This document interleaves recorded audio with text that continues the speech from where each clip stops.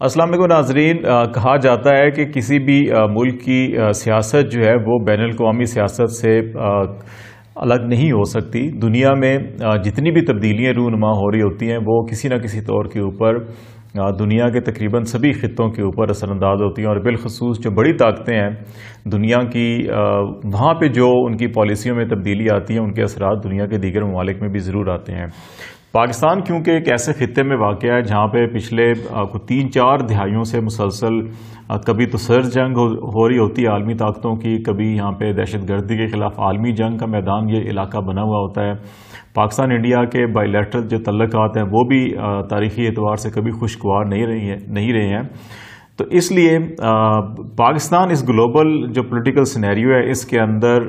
بڑی ایک گو مگو کی صورتحال سے ہمیشہ دوچار رہا ہے۔ اس وقت بھی اگر پاکستان کی اندرونی سیاست کا جائزہ لیا جائے تو یہاں پہ ایک طرف تو یہ نظر آتا ہے کہ اپوزیشن کی تمام جماعتیں حکومت وقت کو تسلیم کرنے کے لیے تیار نہیں ہیں۔ ان کا الزام یہ ہے کہ اس حکومت کو اسٹیبلشمنٹ نے سپورٹ کر کے حکومت سازی میں مدد کی، ووٹ چوری ہوا اور یہ پرائم منسٹر سلیکٹڈ ہیں، اس لیے ان کی حمایت نہیں کی جا سکتی، اس حکومت کو تسلیم نہیں کیا جا سکتا۔ دوسری طرف اپوزیشن کے اندر جو ہے وہ اپوزیشن پیدا ہوئی ہے، اور جو پی ڈی ایم کا اتحاد بنا تھا وہ عملاً ٹوٹ چکا ہے، اور پی ڈی ایم کے اتحاد کی طرف سے، اس کی قیادت کی طرف سے اے این پی اور پی ایس پارٹی کو جو نوٹسز جاری کیے تھے ان نوٹسز کو بھی ان دونوں جماعتوں نے ردی کی ٹوکری میں پھینک دیا ہے، اور پیپلز پارٹی نے بھی اے این پی کے بعد پی ڈی ایم کے تمام عہدوں سے استعفیٰ دے دیا ہے اور خود کو اس سیاست سے الگ کر لیا ہے، پی ڈی ایم کی سیاست سے۔ تو یہ جو صورتحال ہے یہ بڑی ایک عجیب سی صورتحال ہے کہ ملک کے اندر تو ہم بہم دست و گریبان ہیں، سیاسی اعتبار کے اوپر بھی، سماجی اعتبار کے اوپر بھی جو ہے کہ کافی ایک عجیب و غریب صورتحال ہے، لیکن ملک کے باہر جو صورتحال ہے وہ ایک طرف ہم تاریخی اعتبار پہ امریکہ اور اس کے اتحادی رہے ہیں ہم، جبکہ دوسری طرف اس وقت جو نیا ایک خطے میں ہم کہتے ہیں کہ معاشی اور دفاعی اعتبار سے ایک نیا محاذ یا ایک نیا بلاک بن رہا ہے، اور وہ بیسیکلی شنگھائی کوآپریشن آرگنائزیشن جو ہے SCO اس کے پلیٹ فارم کے اوپر بن رہا ہے، اور اس میں روس، چین بڑا اہم کردار ادا کر رہے ہیں۔ دونوں ممالک کی قیادت پاکستان، انڈیا، بنگلہ دیش اور ایران اور ترکی، افغانستان، سینٹرل ایشین اسٹیٹس کے مسلسل تواتر سے دورے کر رہے ہیں تاکہ اس خطے کے اندر تجارتی، معاشی اور سیاسی اور دفاعی اعتبار سے ایک ایسا نیا بلاک تشکیل دیا جائے جو آگے ترقی کر سکے۔ ان حالات میں جہاں پہ چین اور روس کی قیادتیں خطے کے اہم ممالک کا دورہ کر رہی تھیں، تو انہی ایام میں امریکہ کی جو قومی انٹیلیجنس کونسل ہے اس نے گلوبل ٹرینڈ رپورٹ جاری کی ہے، اور جس میں دنیا بھر کے ساتھ ساتھ اس خطے کے اوپر خصوصی طور کے اوپر فوکس کیا گیا، اور یہ کہا گیا ہے کہ اگلے 5 سالوں میں پاکستان اور انڈیا کے مابین شدید جنگ کے جو خطرات ہیں وہ بڑے زیادہ ہیں، اور ان دونوں کے درمیان ایک فل سکیل جنگ ہو سکتی ہے جس میں تمام فورسز، لینڈ فورسز یا ایئر فورس یا نیوی جو ہے تمام کی تمام اس میں شامل ہو سکتی ہیں، اور یہ ایک بڑی الارمنگ رپورٹ ہے۔ لیکن اس رپورٹ میں انٹرسٹنگلی ایک طرف یہ کہا جا رہا ہے کہ دونوں ممالک کے درمیان شدید جنگ کے خطرات لاحق ہیں، اور دوسری طرف یہ بھی کہا جا رہا ہے کہ پاکستان کی جو اقتصادی صورتحال ہے، جو سیاسی صورتحال ہے، اس کو دیکھتے ہوئے یہ کہا جا سکتا ہے کہ اگلے 20 سالوں میں 2040 تک پاکستان جو ہے وہ دنیا کی بڑی 23ویں معیشت بن جائے گا۔ اس وقت پاکستان جو انٹرنیشنل اکنامک انڈیکس ہے اس کے اوپر 39ویں بڑی معیشت ہے، تو یہ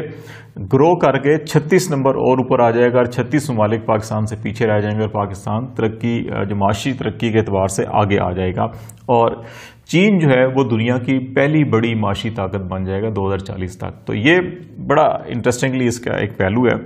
دوسرا اس میں یہ بھی کہا گیا ہے جی کہ اگلے 5 سالوں میں پاکستان میں پانی کی شدید قلت کا سامنا ہوگا، اور یہ بات جو ہے پچھلی 2-3 دہائیوں سے پاکستان کے تمام پالیسی میکرز جو ہیں اس چیز کو بار بار دہرا رہے ہیں کہ پاکستان کس طرح سے اپنے پانی کے ذخائر کو بڑھا سکتا ہے، نئے ڈیم بنا سکتا ہے، جو پانی آلریڈی یوز ہو رہا ہے اس کے ضیاع کو کیسے روکا جا سکتا ہے، لیکن اس کے اوپر بھی ہم سیاسی اعتبار سے ہمارے جو بین الصوبائی اختلافات ہیں وہ ختم نہیں ہو سکے، اور ہم اس طرح سے سیاسی الجھنوں میں الجھے ہوئے ہیں کہ ہم اپنی بنیادی ضرورت جو ہے پانی اس کے اوپر بھی فوکس نہیں کر سکے کہ ہم پانی کو کس طرح سے پریزرو کر سکتے ہیں. اور اس کے اندر بھی یہ کہا جاتا ہے کہ بڑی انٹرنیشنلی ایک سازش کے تحت پاکستان کے اندر اس قسم کے اختلافات پیدا کیے کہ وہ اس طرف فوکس نہ کر سکیں. اور امریکی انٹیلیجنس جو رپورٹ ہے اس کے مطابق یہ جو پانی کی قلت ہے یہ پاکستان کی جو معیشت ہے، معاشرت ہے، اس کے لیے ایک بہت بڑا سیکیورٹی خطرہ ہوگا. اور اسی کی بنیاد کے اوپر جو سیاسی اور سیکیورٹی رسک ہیں وہ زیادہ بڑھ جائیں گے کہ دونوں ممالک کے درمیان، پاکستان اور انڈیا کے درمیان جنگ ہو سکتی ہے، کیونکہ پاکستان کے سارے بڑے دریا جو ہیں وہ انڈیا سے ہو کر آتے ہیں. تو اس لیے اس کے امکان کیا ہے. دوسری طرف امریکہ کا ایک بڑا اتحادی برطانیہ ہے. برطانوی حکومت نے بھی اپنی ایک رپورٹ جاری کی ہے اور انہوں نے بیسیکلی جو منی لانڈرنگ کے حوالے سے جو مانیٹرنگ کی جاتی ہے انٹرنیشنلی، FATF کے اندر بھی ایک لسٹ بنائی گئی ہے جس میں گرے ممالک ہیں، پاکستان ان میں شامل ہے. تو وہ 21 ممالک کی ایک فہرست جاری کی ہے اور پاکستان کا اس میں 15واں نمبر ہے. اور کہا گیا جی کہ ان کے بارے میں بڑی سخت مانیٹرنگ کی جائے گی کہ یہاں پہ جو ٹیکسوں کا نظام ہے بڑا کمزور ہے، اور جو منی لانڈرنگ کے حوالے سے قوانین ہے یا جو مانیٹرنگ کا نظام ہے وہ بڑا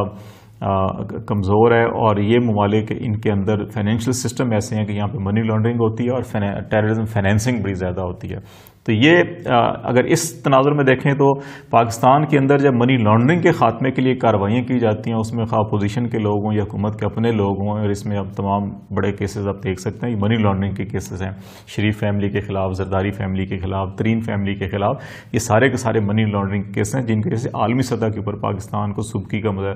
سامنا کرنا پڑ رہا ہے اور گرے لسٹ یا بلیک لسٹ یا ریڈ لسٹ یا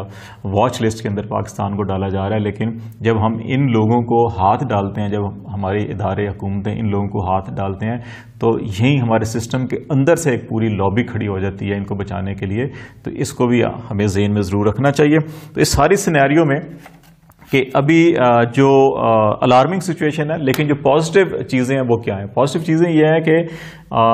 چین، روس جو ہے خطے کے دو بڑے ممالک ہیں اور وہ بھارت کو سمجھانے کی کوشش یہ کر رہے ہیں کہ خطے میں جو بالادستی کا خواب ہے اس کو جو ہے کہ ایک سائڈ پہ رکھ کر ہمیں اقتصادی ترقی، سماجی ترقی، معاشی ترقی، معاشرتی ترقی کی طرف سوچنا چاہیے، غربت کے خاتمے کے لیے سوچنا چاہیے. چین کی قیادت نے ماضی قریب میں بھی ریسنٹلی بھی ایران کا، چین کا، بنگلہ دیش، پاکستان کا دورہ کیا، سی پیک اور پھر VR پروجیکٹ جو ہے ان کا چین کا وہ بھی ہوا. اب یہ کوشش کی جا رہی ہے کہ رشیا کو بھی ان سی پیک کے اور اسی قسم کے جو انٹیگریٹڈ جو ریجنل اپروچ کے منصوبے ہیں ان میں شامل کیا جائے، تو اس سے تاکہ تقویت ملے اور یہاں پہ تجارت ہو اور معاشی ترقی ہو. ترکی اس میں بہت زیادہ انٹرسٹڈ ہے ریجنل ٹریڈ اور اس بلاک کے حوالے سے، تو اس کو بھی ساتھ تعاون لیا جا رہا ہے اور اعتماد میں لیا جا رہا ہے. تو اصل مسئلہ اب سارا کا سارا ریجن کے اندر انڈیا کے اوپر ہے کہ انڈیا کیونکہ رشیا کے ساتھ تاریخی اعتبار کو انڈیا کے بہت اچھے تعلقات تھے، دفاعی تعلقات بہت اچھے تھے. رشین چاہے ایئر فورس ہو، چاہے نیوی ہو یا لینڈ فورسز ہوں، ان کو رشین جو ٹیکنالوجی ہے اس سے مزین ہو کر بڑا اسلحہ بھی فراہم کیا گیا. اور جو اینٹی بیلسٹک جو میزائل ڈیفنس سسٹم ہے وہ بھی رشیا کے تعاون سے انڈیا کے اندر بنایا گیا تھا، جس کے بعد جو ہے پاکستان نے ابابیل میزائل کے بھی تجربے کیے تھے تاکہ اس کا کاؤنٹر ہم کر سکیں. لیکن اب جو ہے کہ رشیا اور چین جو ہے پاکستان زیادہ قریب ان کی ہو گئے. امریکہ سے ہم تھوڑے سے پیچھے ہٹتے جا رہے ہیں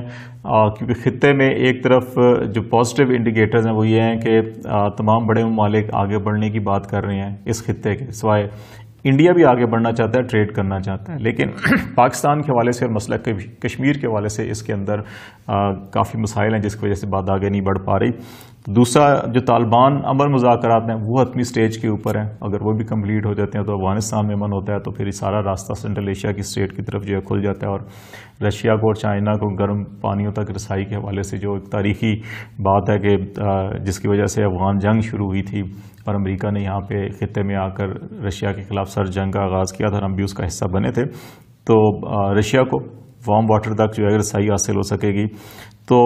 پاکستان بھی یہ چاہتا ہے کہ ہم رشیا کے ساتھ فری ٹریڈ ایگریمنٹ کریں، ہم اسٹریٹجک جو کوآپریشن ہے اس کو مزید بڑھائیں، دونوں ممالک کا جو دفاعی تعاون ہے اس کو فروغ دیا جائے. اور ریسنٹلی جو رشیا کے وزیر خارجہ کا پاکستان کا دورہ تھا، بدقسمتی سے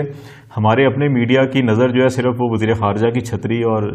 شاہ محمود قریشی کی چھتری تک محدود رہی کہ چھتری اس نے کس نے اٹھائی تھی اور ان کے سر پہ کس نے رکھی ہوئی تھی. لیکن یہ نہیں دیکھا کہ وہ